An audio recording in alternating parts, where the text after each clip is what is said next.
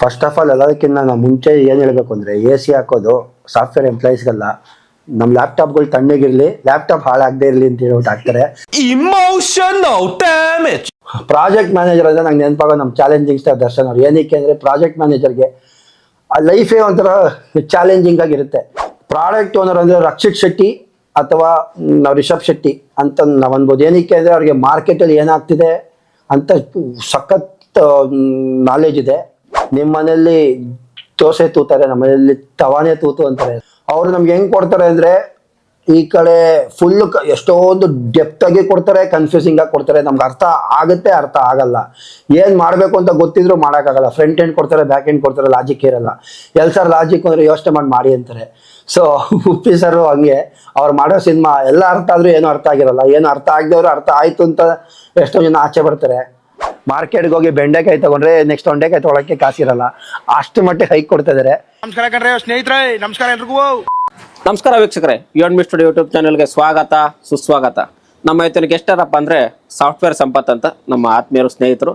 ಇವತ್ತಿನ ಟಾಪಿಕ್ ಏನಂದರೆ ಸಾಫ್ಟ್ವೇರ್ ಕಂಪ್ನಿಗಳು ಹೇಗೆ ವರ್ಕ್ ಆಗುತ್ತೆ, ಹೈಕು, ಸ್ಯಾಲ್ರಿ, ವರ್ಕ್ ಪ್ರೆಷರು, ಮತ್ತು AI ಬಂದಮೇಲೆ ಅವ್ರ ಲೈಫ್ ಹೇಗಾಗಿದೆ, ಈ ಸಾಫ್ಟ್ವೇರ್ ಕಂಪ್ನಿಯಲ್ಲಿ ವರ್ಕ್ ಮಾಡೋ ಕಾರ್ಪೊರೇಟ್ ಎಂಪ್ಲಾಯ್ಸ್ ಲೈಫ್ ಸ್ಟೈಲ್ ಹೇಗಿರುತ್ತೆ ಅಂತ ತಿಳ್ಕೊಳ್ಳೋಣ ಬನ್ನಿ. ತುಂಬ ಜನ ವಿಡಿಯೋಸ್ ನೋಡ್ತಾ ಇದ್ದೀರಾ, ಸಬ್ಸ್ಕ್ರೈಬ್ ಮಾಡಿದೆ, ದಯವಿಟ್ಟು ಸಬ್ಸ್ಕ್ರೈಬ್ ಮಾಡಿ. ನಿಮ್ಮನ್ನು ನಾನು ಏನು ಕೇಳೋಕ್ಕಾಗುತ್ತೆ, ದುಡ್ಡು ಕಾಸು ಏನು ಕೇಳೋಕ್ಕಾಗಲ್ಲ. ಆ ಲೈಕು ಕಮೆಂಟು ಶೇರ್ ಸಬ್ಸ್ಕ್ರೈಬ್ ಬಟನ್ನೇ ಒಂಚೂರು ಒತ್ತಿ. ನೀವು ಒಂದು ಲೈಕು ಕಮೆಂಟು ಶೇರ್ ಸಬ್ಸ್ಕ್ರೈಬ್ ಬಟನಿಂದ ನಾನು ಇನ್ನು 4 ವಿಡಿಯೋ ಜಾಸ್ತಿ ಮಾಡ್ತೀನಿ, ಮತ್ತೆ ನಿಮಗೆ ಕೊಡ್ತೀನಿ. ಇನ್ಫಾರ್ಮೇಟಿವ್ ಅನ್ಸರ್ ಇನ್ನೊಂದು 4 ಜನಕ್ಕೆ ಹಂಚಿ. ಗೊತ್ತಿರೋ 4 ವಿಷಯಗಳು 4 ಜನಕ್ಕೆ ಹಂಚ್ಕೊಂಡ್ರೆ ನಾನು ಇನ್ನೊಂಚೂರು ಜಾಸ್ತಿ ಆಗುತ್ತೆ. ಪ್ಲೀಸ್ ಆ like comment share subscribe button ಒಂಚೂರು ಜೋರಾಗಿ ಒತ್ತಿ. ಸಾಫ್ಟ್ವೇರ್ ಸಂಪತ್ ಅವರೇ, ಯುವನ್ ಸ್ಟುಡಿಯೋ ಕಾರ್ಯಕ್ರಮಕ್ಕೆ ಸ್ವಾಗತ. ಹೇಗಿದ್ದೀರಾ? ಚೆನ್ನಾಗಿದ್ದೀನಿ. ತುಂಬಾ ಜನಕ್ಕೆ ಸಾಫ್ಟ್ವೇರ್ ಇಂಜಿನಿಯರ್ ಅಂದ್ರೆ ಲ್ಯಾಪ್ಟಾಪ್ ಮುಂದೆ AC ರೂಮಲ್ಲಿ ಆರಾಮಾಗಿ ಕೂತ್ಕೊಂಡು ನೆಮ್ಮದಿಯಾಗಿರ್ತಾರೆ ಅಂತಾರೆ. ಅಸಲು ಸಾಫ್ಟ್ವೇರ್ ಜಾಬ್ ಅಂದ್ರೆ ಏನೇನ್ ಮಾಡ್ತೀರಾ? ಫಸ್ಟ್ ಆಫ್ ಆಲ್ ಎಲ್ಲದಕ್ಕಿಂತ ನಾವು ಮುಂಚೆ ಏನು ಹೇಳಬೇಕು ಅಂದರೆ ಎ ಸಿ ಹಾಕೋದು ಸಾಫ್ಟ್ವೇರ್ ಎಂಪ್ಲಾಯೀಸ್ಗೆಲ್ಲ ನಮ್ಮ ಲ್ಯಾಪ್ಟಾಪ್ಗಳು ತಣ್ಣಗಿರಲಿ, ಲ್ಯಾಪ್ಟಾಪ್ ಹಾಳಾಗದೇ ಇರಲಿ ಅಂತ ಹೇಳ್ಬಿಟ್ಟು ಹಾಕ್ತಾರೆ. ನಾವು ಅದೇ ಭ್ರಮೆಯಲ್ಲಿ ನಮಗೆ ಎ ಸಿ ಎಲ್ಲ ಹಾಕ್ತಾರೆ, ಅದಾಗ ಆರಾಮಾಗಿ ಕೆಲಸ ಮಾಡ್ಬೋದು ಅಂತ ಅನ್ಕೊಂತೀವಿ. ಆ ಎ ಸಿಲೂ ನಮ್ಗೆ ಅವ್ರು ಬೆವರಿಳಿಸ್ತಾ ಇರ್ತಾರೆ. ಆ ಎ ಸಿ ಹಾಕೋದು ನಮಗಲ್ಲ. ಇನ್ನೊಂದ್ಸಲ ಕ್ಲಾರಿಟಿ ಮಾಡ್ತೀನಿ, ನಮ್ಮ ಸಿಸ್ಟಮ್ಗಳಕ್ಕೋಸ್ಕರ. ಯಾರ್ಯಾರು ಆ ಭ್ರಮೆಯಲ್ಲಿದ್ದೀರಾ, ಆರಾಮಾಗಿ ಅವ್ರಿಗೇನಪ್ಪ ಎ ಸಿಲಿ ಹೋಗ್ತಾರೆ, ಕೆಲಸ ಮಾಡ್ತಾರೆ ಸಿಸ್ಟಮ್ ಮುಂದೆ ಕೂತ್ಕೊಂಡು ಅಂತ. ಹಂಗಾಗಲ್ಲ. ನಾವು ಸಿಸ್ಟಮ್ ಮುಂದೆ ದಿವಸಕ್ಕೆ ಎಷ್ಟೊತ್ತು ಕೂತಿರ್ತೀವಿ, ಎಷ್ಟು ತಲೆನೋವು ಬರುತ್ತೆ. ನಾವೊಂದು ಕಾಫಿ ಕುಡಿಬೇಕಾದ್ರೂ ಆ ಕಡೆ ನೋಡಿ ಈ ಕಡೆ ನೋಡಿ, ಅವ್ರು ಇಲ್ವಾ ಇವ್ರು ಇಲ್ವಾ ಅಂತೆಲ್ಲ ಹುಡುಕೊಂಡು ಹೋಗೋ ಪರಿಸ್ಥಿತಿ ಆಗುತ್ತೆ. ಸೊ ನೋಡೋದಕ್ಕೆ ಪ್ರಪಂಚದ ಕಣ್ಣಿಗೆ ಸಾಫ್ಟ್ವೇರ್ ಇಂಜಿನಿಯರು ಸಖತ್ ಖುಷಿಯಾಗಿ ಲ್ಯಾಪ್ಟಾಪ್ ಇಟ್ಕೊಂಡು ಎ ಸಿ ಇರ್ತಾನೆ ಅಂತಾರೆ. ಅದೆಲ್ಲ ಸುಳ್ಳು. ಎ ಸಿಲಿ ಇದ್ರೂ ನಮ್ಮ ಬಾಡಿ ಒಳ್ಳೆ ಫುಲ್ಲು ಹೀಟಾಗಿ ಹೇಳಕ್ಕಾಗ್ದಿರೋಷ್ಟು ನಾವು ಕಾವಲು ಕೆಲಸ ಮಾಡ್ತಾ ಇರ್ತೀವಿ. ಸಾಫ್ಟ್ವೇರ್ ಜಾಬಲ್ಲಿ ಜಾಬ್ ರೋಲ್ಸ್ ಯಾವ್ಯಾವ ಇರ್ತವೆ? For example developer, tester, project manager, ಈ ಥರ. ಅದು ಇವಾಗ ನಾನು ಇರೋದು ನನ್ನ ಟೆಸ್ಟಿಂಗ್ ಫೀಲ್ಡಲ್ಲಿ ಇರೋದ್ರಿಂದ ನಮ್ಮ ಟೀಮಲ್ಲಿ ಡೆವಲಪರ್ಸ್ ಇರ್ತಾರೆ, ಟೆಸ್ಟರ್ಸು, ಬಿಸ್ನೆಸ್ ಅನಾಲಿಸ್ಟು, ಸ್ಕ್ರಮ್ ಮಾಸ್ಟರ್ ಇರ್ತಾರೆ, ಇನ್ನು HR ಅಂತ ಸುಮಾರು ರೋಲ್ಸ್ ಇದೆ. ಡೆವಲಪ್ಮೆಂಟಲ್ಲೇ ಮತ್ತೆ ಸ್ಪ್ಲಿಟ್ ಮಾಡಿರ್ತಾರೆ, ಫ್ರಂಟ್ ಎಂಡು ಬ್ಯಾಕ್ ಎಂಡು ಅಂತೆಲ್ಲ. ಸೊ ಆ ಥರ ಸ್ಪ್ಲಿಟ್ ಆಗಿ ವರ್ಕ್ ಮಾಡ್ತಾ ಇರ್ತೀವಿ. ಚಿಕ್ಕದಾಗ ಒಂದು ಫನ್ ರೌಂಡ್ ಥರ. ಈಗ ನೀವು ಹೇಳಿದ ಕೀ ರೋಲ್ಸು, ನಾವು ಕನ್ನಡ ಫಿಲಮ್ ಇಂಡಸ್ಟ್ರಿಲಿರೋ ಹೀರೋ ಅಥವಾ ಡೈರೆಕ್ಟರ್ಗಳು ಕೊಡೋದಾದ್ರೆ ಯಾವ್ಯಾವ ರೂಲ್ ಕೊಡ್ತೀರಿ ಜಾಬ್ ರೋಲ್ಸ್? ನೀವು ಯಾವ ಹೇಳು ಅಂತ ನೀವು ಕೇಳ್ತಾ ಹೋಗಿ, ನಾನು ಹಾಗೆ ಒಂದೊಂದೇ ನಾನು ರೋಲ್ ಔಟ್ ಮಾಡ್ತಾ ಹೋಗ್ತೀನಿ ನಿಮಗೆ. ಟೆಸ್ಟರ್. ಟೆಸ್ಟರ್ ಅಂದರೆ ನನಗೆ ನೆನಪಾಗೋದೇ ನಂಗೆ ರಂಗಾಯನ್ ನನ್ನ ರಘೋರು. ಏನಕ್ಕೆ ಅಂದರೆ ಡೆವಲಪರ್ ಏನೇ ಮಾಡಿದ್ರು ಅದರಲ್ಲಿ ಒಂದು ತಪ್ಪು ಕಂಡಿಡ್ತಾನೆ ಇರ್ತಾರೆ. ಫಾರ್ ಎಕ್ಸಾಂಪಲ್ ನಾನು ಹೇಳ್ಬೇಕಾದ್ರೆ ಗಾಳಿಪಟ ಸಿನಿಮಾಲಿ ನಿಮ್ಮ ಮನೆಯಲ್ಲಿ ದೋಸೆ ತೂತಾರೆ, ನಮ್ಮ ಮನೆಯಲ್ಲಿ ತವಾನೇ ತೂತು ಅಂತಾರೆ. ಸೊ ಆ ಥರ ನನ್ನ ಮಗ ಎಷ್ಟೇ ಕರೆಕ್ಟ್ ಆಗಿದ್ರು ಪಕ್ಕದ ಮನೆ ಅವನು ಕರೆಕ್ಟ್ ಆಗಿದ್ದಾನೆ ಅಂತ ನೋಡೋ ಅಂಥ ಒಂದು ಮನಸ್ಥಿತಿ ನಮ್ಮ ಟೆಸ್ಟರ್ಸ್ದು. ಸೊ ನಾನು ರಂಗಾಯಣ ರಘು ಅಂತ ಹೇಳಕ್ಕೆ ಇಷ್ಟಪಡ್ತೀನಿ. ಡೆವಲಪರ್ ಅಲ್ಲಿ ಮತ್ತೆ ಹೇಳ್ಬೇಕಾದ್ರೆ ಫ್ರಂಟ್ ಎಂಡ್ ಡೆವಲಪರ್ ಅಂದರೆ ನಾನು ಗೋಲ್ಡನ್ ಸ್ಟಾರ್ ಗಣೇಶ್ ಅವ್ರಿಗೆ ಹೇಳ್ತೀನಿ. ಏನಕ್ಕೆ ಅಂದರೆ ಅದು ನಾವು ನೋಡೋದಕ್ಕೆ ತುಂಬ ಅಚ್ಚುಕಟ್ಟಾಗಿ ಚೆನ್ನಾಗಿ ಫನ್ನಿಯಾಗಿ ಸಖತ್ ಕಣ್ಣಿಗೆ ಸೂತಿಂಗ್ ಆಗಿರುತ್ತೆ. ಸೊ ಫ್ರಂಟ್ ಎಂಡ್ ಡೆವಲಪರ್ ಅಂದರೆ ನಾನು ಗಣೇಶ್ ಅಂತ ಹೇಳ್ತೀನಿ. ಬ್ಯಾಕ್ ಎಂಡ್ ಡೆವಲಪರ್ ಅಂದರೆ ನಾವು ರಾಕಿಂಗ್ ಸ್ಟಾರ್ ಯಶ್ ಅಂತ ಹೇಳ್ತೀನಿ. ಏನಕ್ಕೆ ಅಂದರೆ ನೀನು ಏನೇ ಕೆಲಸ ಮಾಡು, ನೀನು ಮಾಡೋ ಕೆಲಸ 100% ಇರಬೇಕು, ಬೇರೆಯವ್ರು ಏನು ಅನ್ಬಾರ್ದು. ನಿನ್ನ ಕೆಲಸ ನೀನು ಈಗ ಒಂದು ಪಕ್ಷ ಅವ್ರು ಯಾವುದೋ ಒಂದು ಆ್ಯಪ್ ಕ್ರಿಯೇಟ್ ಮಾಡಿ ಆ್ಯಪ್ ಕ್ರ್ಯಾಶ್ ಆಗೋದು, ಇಲ್ಲಪ್ಪ ಅವ್ನು ಚೆನ್ನಾಗಿ ಮಾಡಿದ್ದಾನೆ, ಎಲ್ಲೋ ಮಿಸ್ ಆಗಿದೆ ಅಂತ ಅನ್ಬೇಕು. ಆ ಥರ ಅವ್ರು ಯಾವಾಗಲೂ ಝೀರಲ್ಲಿ ಇರ್ತಾರೆ. ಸೊ ರಾಕಿಂಗ್ ಸ್ಟಾರ್ ಅಂತ ಹೇಳಕ್ಕೆ ಇಷ್ಟಪಡ್ತೀನಿ. Next project manager. Project manager ಅಂದರೆ ನಂಗೆ ನೆನಪಾಗೋ ನಮ್ಮ ಚಾಲೆಂಜಿಂಗ್ ಸ್ಟಾರ್ ದರ್ಶನ್ ಅವ್ರು. ಏನಕ್ಕೆ ಅಂದರೆ ಪ್ರಾಜೆಕ್ಟ್ ಮ್ಯಾನೇಜರ್ಗೆ ಆ ಲೈಫೇ ಒಂಥರ ಚಾಲೆಂಜಿಂಗ್ ಆಗಿರುತ್ತೆ. ಒಂದು ಕಡೆ ಟೀಮ್ನ ಮ್ಯಾನೇಜ್ ಮಾಡಬೇಕು, ಒಂದು ಕಡೆ ಸ್ಟೇಕ್ ಹೋಲ್ಡರ್ಸ್ನ ಚಾಲೆಂಜ್ ಮಾಡಬೇಕು. ಸೊ ಅವ್ರಿಗೆ ಹೇಳ್ತಾರೆ ಬಿಡಿ ಸರ್ ಇವೆಲ್ಲ ಈ ಚಾಲೆಂಜ್ ಎಲ್ಲ ಏನಿಲ್ಲ ಅಂತ. ಆಮೇಲೆ ನಮ್ಗೆ ಹೇಳ್ತಾರೆ ನಮಗೆ ಡೆಡ್ಲೈನ್. ಇವಾಗ ಅವರೇ ಒಂದು ಎಕ್ಸಾಂಪಲು, ನಾನು ಒಂದು ಸಿನಿಮಾಗೆ ಡೇಟ್ಸ್ ಕೊಡೋದು 75 ದಿವಸ ಅಷ್ಟೇ, ಅದ್ರ ಮೇಲೆ ಯಾರು ಎಕ್ಸ್ಟ್ರಾ ಆದರೆ ನೀವು ನಂಗೆ ಎಕ್ಸ್ಟ್ರಾ ಪೇ ಮಾಡಬೇಕಾಗತ್ತೆ ಅಂತ ಅವ್ರೊಂದು ಮಾತು ಅಂದಿದ್ರು. ಸೊ ಅದು ನಂಗೆ ನೆನಪಿದೆ. ಅಲ್ಲಿ ನಮ್ಗೆ ಇಲ್ಲಿ ಇಂಪ್ಲಿಮೆಂಟ್ ಮಾಡ್ತಾರೆ, ನಾನು ಕೊಟ್ಟಿರೋ ಡೆಡ್ಲೈನಲ್ಲಿ ಕೆಲಸ ಮಾಡಲಿಲ್ಲ ಅಂದರೆ ನೀವು ಶನಿವಾರ ಭಾನುವಾರ ಕೆಲಸ ಮಾಡಬೇಕಾಗುತ್ತೆ ಅಂತ. ಸೊ ಚಾಲೆಂಜಿಂಗ್ ಸ್ಟಾರ್ ದರ್ಶನ್ ಅವರು ಅಂತ ಹೇಳಕ್ಕೆ ಇಷ್ಟಪಡ್ತೀನಿ.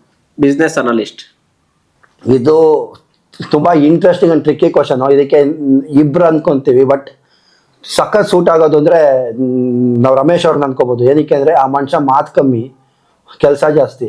ಏನು ಬೇಕು ಕೂಲಂಕುಷವಾಗಿ ಎಲ್ಲ ಫಸ್ಟ್ ಅರ್ಥ ಮಾಡ್ಕೊಂಡು ನೀಟಾಗಿ ಹಿಂಗೆ ಹಿಂಗೆ ಹಿಂಗೆ ಅಂತ ಆಮೇಲೆ ಬಂದು ನಮ್ಮ ಟೀಮ್ ಹತ್ರ ಅವ್ರು ಮಾತಾಡ್ತಾರೆ. ಸೊ ರಮೇಶ್ ಅರವಿಂದ್ ಅಂತ ಹೇಳಿದ್ರೆ ತಪ್ಪಾಗಲ್ಲ. Next product owner. Product owner ಅಂದರೆ ರಕ್ಷಿತ್ ಶೆಟ್ಟಿ ಅಥವಾ ನಾವು ರಿಷಬ್ ಶೆಟ್ಟಿ ಅಂತ ನಾವು ಅನ್ಬೋದು. ಏನಕ್ಕೆ ಅಂದರೆ ಅವ್ರಿಗೆ ಮಾರ್ಕೆಟಲ್ಲಿ ಏನಾಗ್ತಿದೆ ಅಂತ ಸಖತ್ ನಾಲೆಜ್ ಇದೆ. ಅದ್ರ ಮೇಲೇ ಲೈಕ್ ಅವ್ರು ಸಿನಿಮಾ ಮಾಡೋದು. ಈ ಪ್ರಾಡಕ್ಟ್ಸು ಅಷ್ಟೇ, ಮಾರ್ಕೆಟ್ಗೆ ಏನು ಬೇಕು, ನಮ್ಮ ಜನ ಏನು ಎಕ್ಸ್ಪೆಕ್ಟ್ ಮಾಡ್ತಾರೆ ಅಂತೆಲ್ಲ ಯೋಚನೆ ಮಾಡಿ ಅದೇ ಥರ ಪ್ರಾಡಕ್ಟನ್ನು ಮಾರ್ಕೆಟ್ಗೆ ಲಾಂಚ್ ಮಾಡ್ತೀವಿ. ಸೊ ರಕ್ಷಿತ್ ಶೆಟ್ಟಿ ಅಥವಾ ನಾವು ರಿಷಬ್ ಶೆಟ್ಟಿ ಅಂತ ಹೇಳ್ಬೋದು. ಸ್ಟೇಕ್ ಹೋಲ್ಡರ್ಸ್ ಅಥವಾ ಕ್ಲೈಂಟ್. ಸ್ಟೇಕ್ ಹೋಲ್ಡರ್ಸ್ ಅಥವಾ ಕ್ಲೈಂಟ್ ಅಂದರೆ ನಾನು ರಿಯಲ್ ಸ್ಟಾರ್ ಉಪೇಂದ್ರ ಅವರು. ಏನಕ್ಕೆ ಅಂದರೆ ಅವರು ನಮ್ಗೆ ಹೆಂಗೆ ಕೊಡ್ತಾರೆ ಅಂದರೆ ಈ ಕಡೆ ಫುಲ್ಲು ಎಷ್ಟೊಂದು ಡೆಪ್ತಾಗಿ ಕೊಡ್ತಾರೆ, ಕನ್ಫ್ಯೂಸಿಂಗಾಗಿ ಕೊಡ್ತಾರೆ. ನಮ್ಗೆ ಅರ್ಥ ಆಗುತ್ತೆ, ಅರ್ಥ ಆಗಲ್ಲ. ಏನು ಮಾಡಬೇಕು ಅಂತ ಗೊತ್ತಿದ್ರು ಮಾಡೋಕ್ಕಾಗಲ್ಲ. ಫ್ರಂಟ್ ಎಂಡ್ ಕೊಡ್ತಾರೆ, ಬ್ಯಾಕ್ ಎಂಡ್ ಕೊಡ್ತಾರೆ, ಲಾಜಿಕ್ ಇರಲ್ಲ. ಸರ್ ಲಾಜಿಕ್ ಅಂದರೆ ಯೋಚನೆ ಮಾಡಿ ಅಂತಾರೆ. ಸೊ ಉಪ್ಪಿ ಸರು ಹಂಗೆ ಅವ್ರು ಮಾಡೋ ಸಿನಿಮಾ ಎಲ್ಲ ಅರ್ಥ ಆದರೂ ಏನೂ ಅರ್ಥ ಆಗಿರಲ್ಲ. ಏನು ಅರ್ಥ ಆಗದವರು ಅರ್ಥ ಆಯಿತು ಅಂತ ಎಷ್ಟೋ ಜನ ಆಚೆ ಬರ್ತಾರೆ. ಸೊ ಇದನ್ನೆಲ್ಲ ತಲೆ ಹಿಡ್ಕೊಂಡು ಉಪ್ಪಿ ಸರ್ ಅಂತ ಹೇಳ್ಬೋದು. ಸ್ಕ್ರಮ್ ಮಾಸ್ಟರ್ ಅಂದರೆ ಕಿಚ್ಚ ಸುದೀಪ್ ಅವರು. ಏನಕ್ಕೆ ಅಂದರೆ ಅವ್ರ ಕಮ್ಯುನಿಕೇಷನ್ ಸ್ಕಿಲ್ ಆನ್ ಡಾಟ್. ಯಾರಿಗೆ ಏನು ಹೇಳಬೇಕು ಅಂತಾರೆ ಅದನ್ನ ಎಕ್ಸಾಕ್ಟಾಗಿ ಹೇಳ್ತಾರೆ. ಜನರಿಗೆ ಏನು ಕನ್ವೆ ಮಾಡಬೇಕು ಅದನ್ನ ನೀಟಾಗಿ ಕ್ರಿಸ್ಪಾಗಿ ಅರ್ಥ ಆಗೋಂಗೆ ಕನ್ವೆ ಮಾಡ್ತಾರೆ. ಸೊ ಯಾರಾದರೂ ಇಬ್ರು ಗಲಾಟೆ ಆಗೋದಾಗ್ಲಿ, ಇಬ್ಬರಿಗೆ ಮಿಸ್ಅಂಡರ್ಸ್ಟ್ಯಾಂಡಿಂಗ್ ಆಗೋದಾಗ್ಲಿ ಆದರೆ ಅವ್ರ ಮಾತಿಂದ ಲೈಕ್ ಮೋಟಿವೇಟ್ ಆಗಿ ಅವ್ರ ಕೆಲಸದ ಕಡೆಗೆ ಫೋಕಸ್ ಮಾಡ್ತಾರೆ.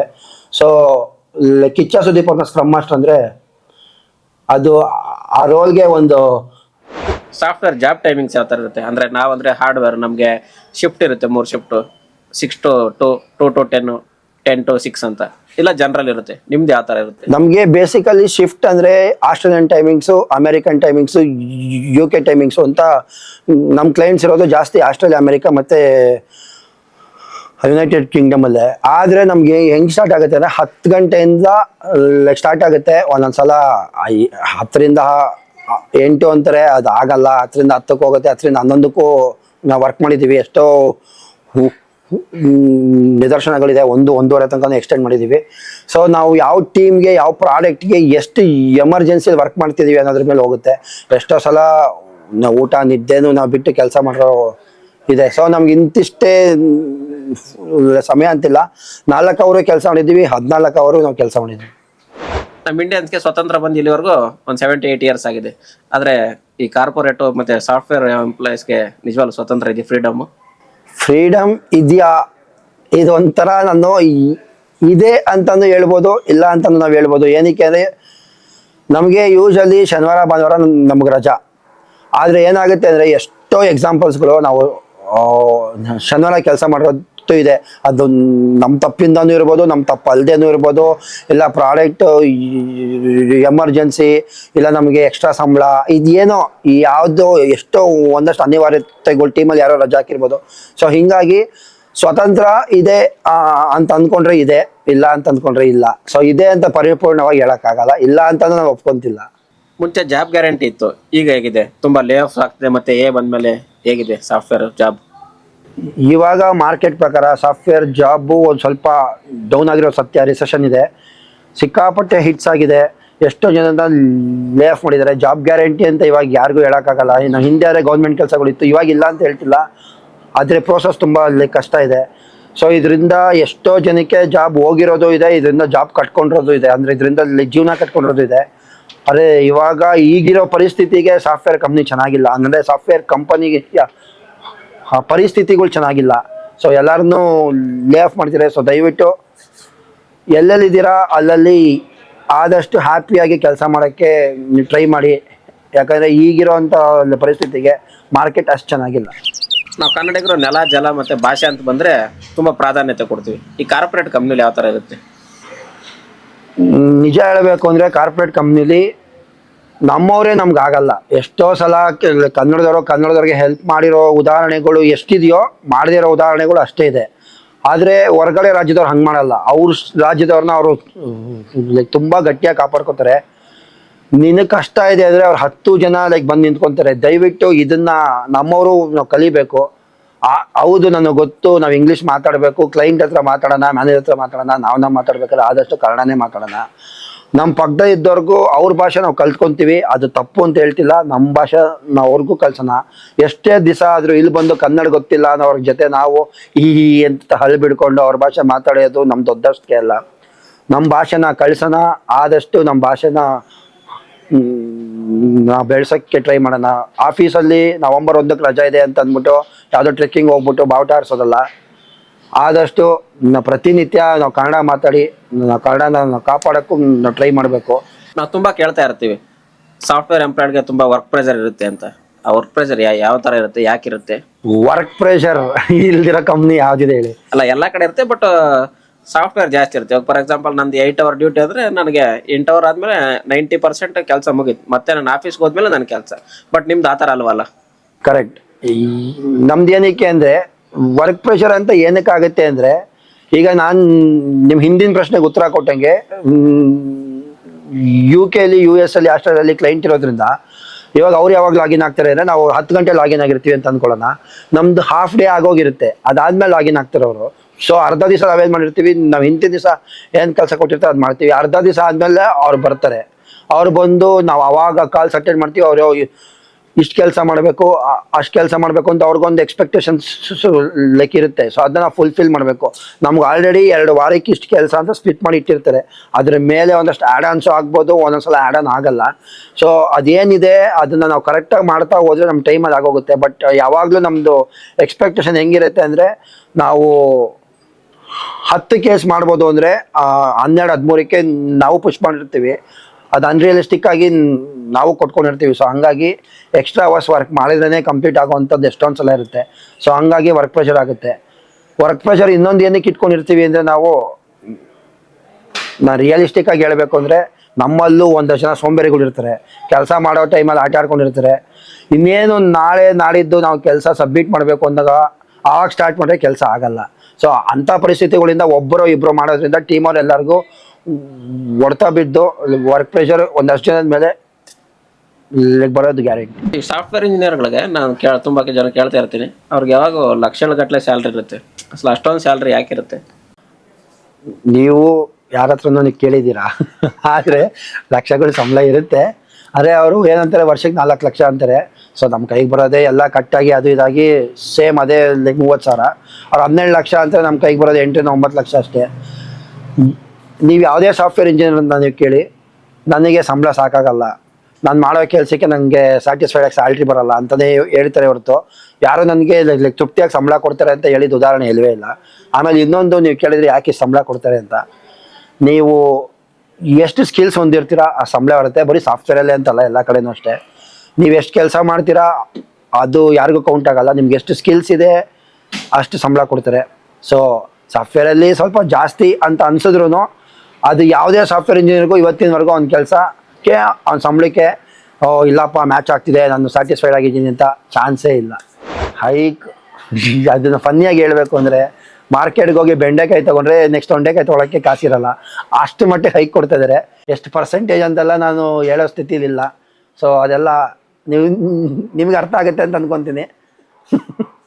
ಈ MNC ಕಂಪ್ನಿಗಳಿಲ್ಲ ಅಂದರೆ ನಾವೆಲ್ಲ ಜನಗಳು ಏನು ಮಾಡಬೇಕಾಗಿತ್ತು? ಏನು ಮಾಡಬೇಕಾಗಿತ್ತು ಇದನ್ನ ಮತ್ತೆ ಜೋಕಿಂಗ್ಲಿ ಹೇಳಬೇಕು ಅಂದರೆ, ನಾನೊಂದು ಟೆಸ್ಟರ್ ಆಗಿ ಏನು ಮಾಡ್ತಿದ್ದಾನೆ, ಪಾನಿಪುರಿ ನಾನು ತಿಂದ್ಬಿಟ್ಟು ಸರ್ ಸ್ವೀಟ್ ಕಮ್ಮಿ ಇದೆ, ಖಾರ ಜಾಸ್ತಿ ಇದೆ ಅಂತೇಳಿ ಅದನ್ನೇ ಟೆಸ್ಟ್ ಮಾಡಬೇಕಿತ್ತು. ಇಲ್ಲಾಂದರೆ ನಮಗೆ ಬರೋ ಕೆಲಸ ಇವಾಗ ಹಳೆ ಕಾಲದಲ್ಲಿ ಹೆಂಗೆ ಮಾಡ್ತಿದ್ರು ಅವ್ರವ್ರ ಕೆಲಸ ಅಂತ, ಇಲ್ಲ ನಮ್ಮ ಅಪ್ಪ ಏನಾದರೂ ಪ್ರಾವಿಷನ್ ಸ್ಟೋರ್ ಇಟ್ಟರೆ ನಾವು ಅದನ್ನೇ ನಾವು ನೋಡ್ಕೋಬೇಕಿತ್ತು. ಇಲ್ಲ ಎತ್ತಿನ ಗಾಡಿ ಓಡಿಸೋರು ಎತ್ತಿನ ಗಾಡಿ, ಇಲ್ಲ ಟ್ರೈನ್ ಓಡಿಸೋರು ಟ್ರೈನ್, ಹಿಂಗೆ ಏನಾದರೂ ಒಂದು ಆಲ್ಟರ್ನೇಟಿವ್ ಇದ್ದೇ ಇರೋದು.